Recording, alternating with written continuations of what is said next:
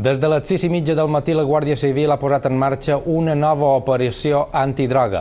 De moment hi ha 5 persones detingudes, entre elles un menor. S'ha fet diversos escorcolls a Palma, Inca i Mancor de la Vall.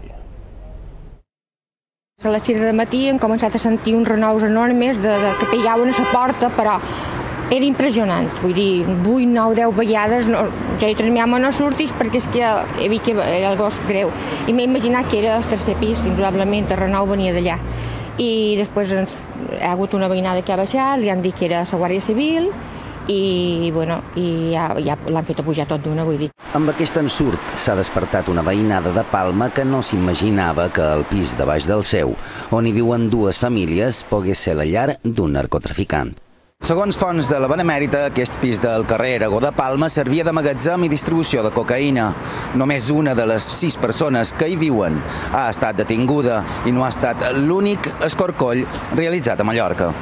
Al llarg del matí, l'operació antidroga s'ha estès a diversos municipis.